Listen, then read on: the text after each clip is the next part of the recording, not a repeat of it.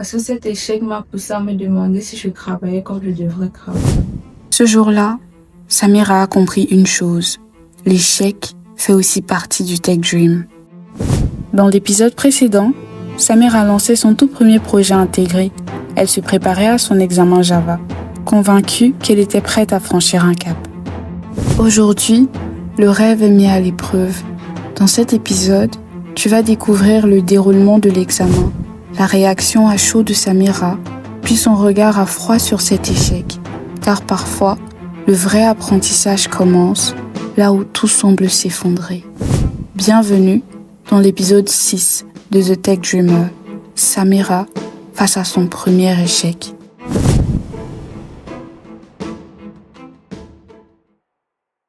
Ce jour, avant d'arriver en salle, j'étais un peu stressée, mais j'avais espoir que tout devrait bien se passer. Je n'étais pas totalement prête parce qu'il y avait des chapitres que je ne maîtrisais pas, mais il y avait aussi quelques notions que je m'en sortais comme la programmation orientée objet.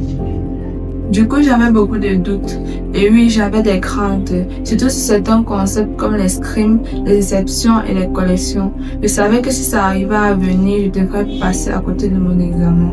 Tout a commencé dans la première question, je me suis embrouillée et c'est à ce moment que j'ai perdu le contrôle et j'ai commencé à paniquer. Là, j'ai compris que j'ai perdu tous mes moyens et puis ça a donné ce que ça a donné. Derrière chaque épreuve, il y a une intention.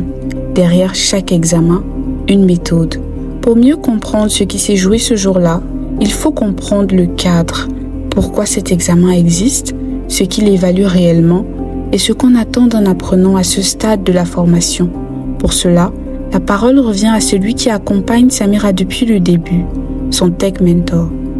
Comme dans tout parcours de formation, le but d'un examen, c'est d'évaluer le niveau des apprenants afin de comprendre est-ce qu'ils sont en train de partir dans la bonne direction et de voir quelles sont les difficultés auxquelles ils font face en ce moment. Du coup, cet examen en Java avait pour principal objectif de voir et d'évaluer le niveau de tous les Tech Dreamers, principalement dans le module Java, qui est le troisième module de la formation qu'on a eu à aborder pendant pratiquement 1 mois et demi. Et c'est aussi l'occasion pour eux de s'évaluer, de s'auto-évaluer et de se dire je suis en train de passer à côté de mon objectif ou bien je suis en train de partir dans le sens de mon objectif. L'examen était un examen 100% pratique dans lequel on a mis sur pied un problème qui visait pratiquement 95% des objectifs de la formation où l'apprenant, notamment le Tech Dreamer, devrait apporter une solution informatique directement au problème. Et on a visé le mode pratique tout simplement pourquoi? Parce que en entreprise, ce qui se fait est que la résolution de problèmes se fait directement en créant des algorithmes concrets sur l'ordinateur. Et on a voulu apporter la même chose. Au lieu de donner un problème théorique, là où l'apprenant va écrire les algorithmes, non. Il est directement face à un éditeur de code où il doit régler le problème de façon pratique. Donc c'est un peu ça le principe de l'examen. Et on a été plus ou moins satisfait parce qu'on a eu des bonnes notes et aussi on a eu des mauvaises notes. Et ça a donné ce que ça a donné. Juste après l'examen, il n'y a plus de théorie, plus de préparation. Il reste l'instant, l'émotion à vif. Voici les images de Samira, quelques minutes après avoir terminé son examen. Sans filtre, sans recul, à chaud. Maintenant, l'examen est terminé, je me sens pas vraiment fière de ce que j'ai produit. Je sens que je dois encore beaucoup travailler pour pouvoir atteindre l'objectif que j'étais censée atteindre. Il y a un moment que tous les apprenants redoutent, celui où l'on ne peut plus espérer, celui où le chiffre apparaît.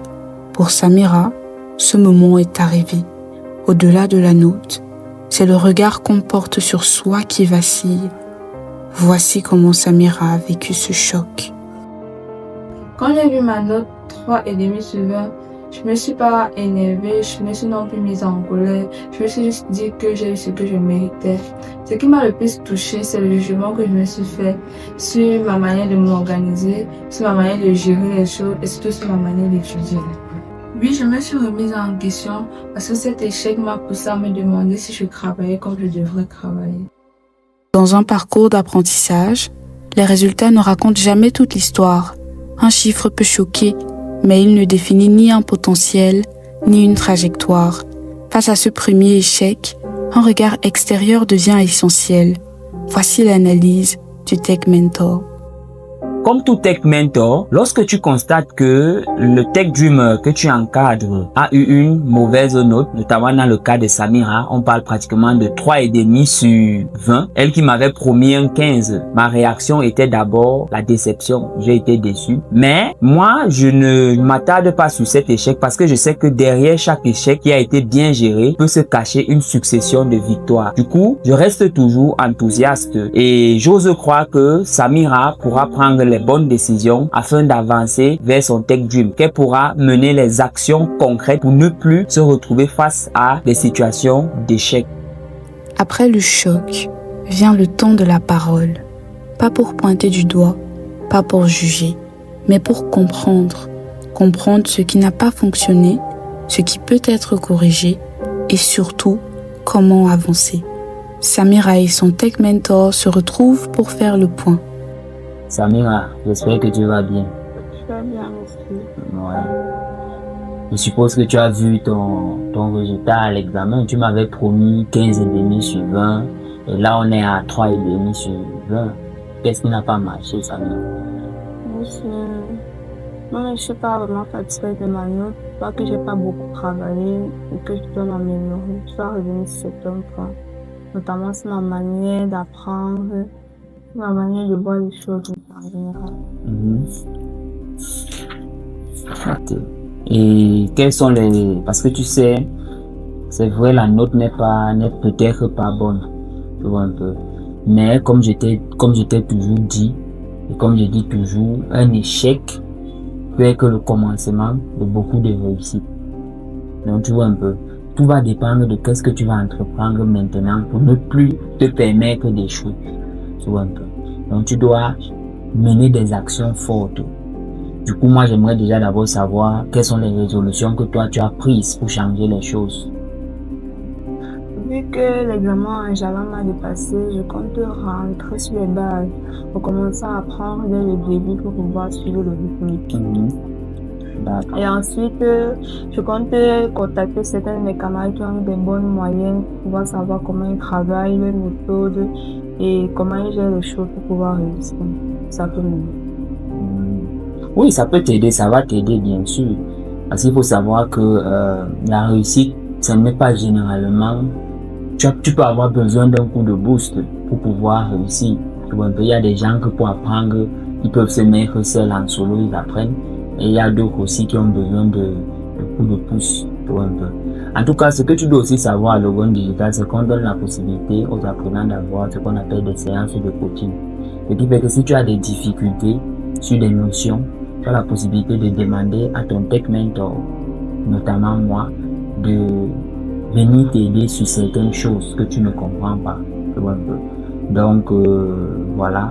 En tout cas, moi, ce que je peux, des observations que moi j'ai eu à faire sur toi, la première chose que je te conseille déjà de faire, c'est de travailler sur ta discipline personnelle. Tu dois travailler sur ta discipline. Tu vois un peu. Tu dois apprendre à coder régulièrement. Parce que ton problème, c'est pas que tu es incompétente, non. Loin de là. Tu es compétente, mais sauf que tu manques d'entraînement. Même le meilleur joueur au monde, même le meilleur sportif du monde, s'il ne s'entraîne pas, il n'aura pas de bonne performance. Et ça vaut aussi pour toi. Donc, je te recommande de t'entraîner, de faire des exercices, de faire ce qu'il faut.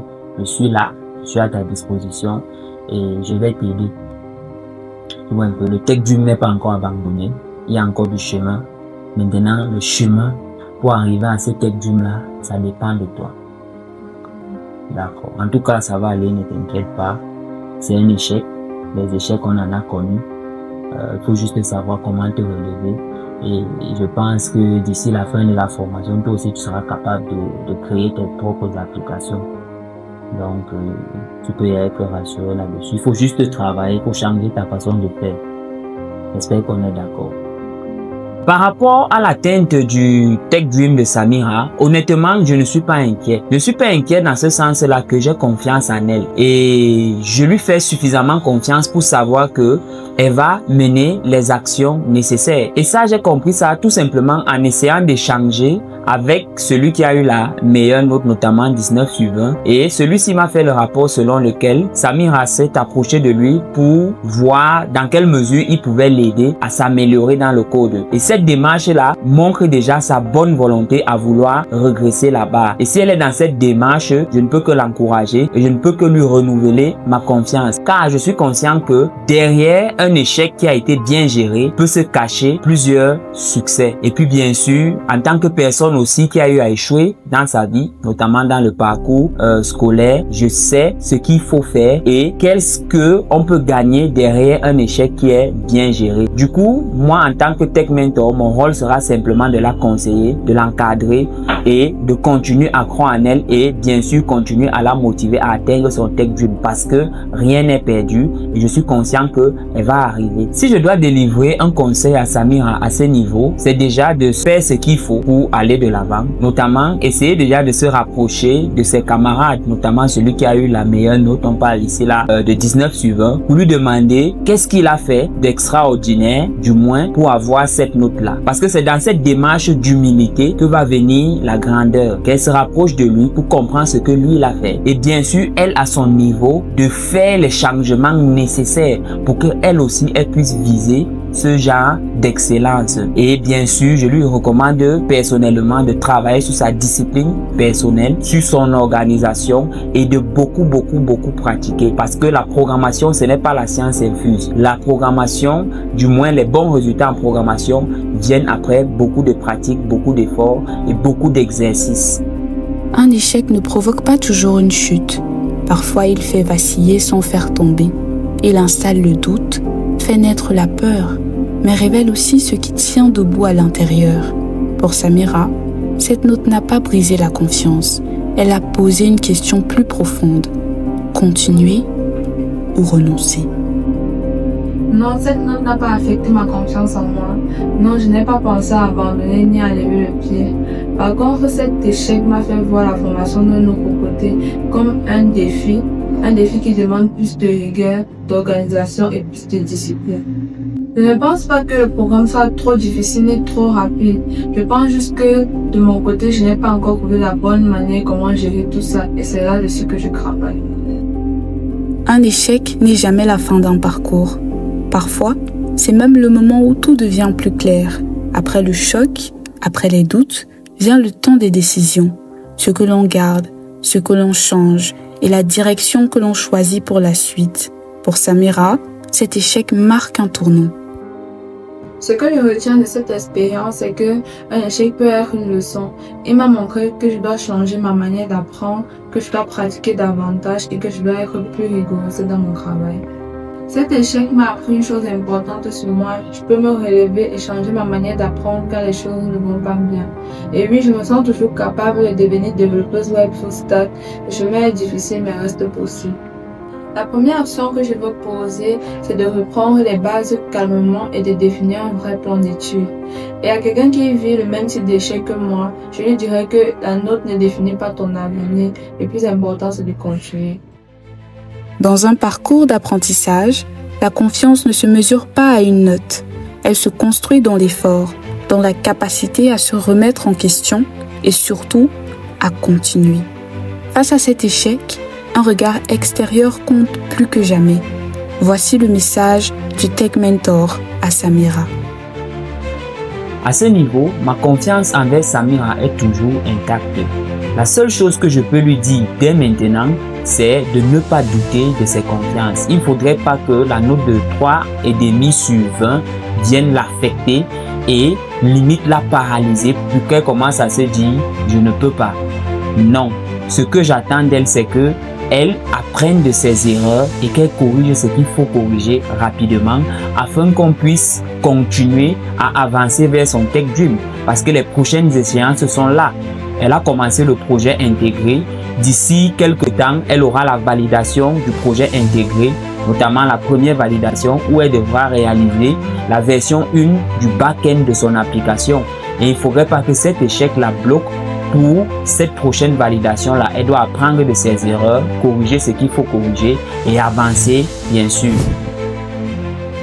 Un échec ne marque pas la fin d'un parcours. Il peut devenir un point de départ. Dans le prochain épisode, Samira va apprendre à sortir de cet échec, transformer le doute en action et poser ses premiers pas concrets dans le projet intégré. Ce sera aussi le moment du bilan, un regard honnête sur la formation, sur le chemin parcouru et sur ce qui reste à construire. La suite de The Tech Dreamer commence maintenant.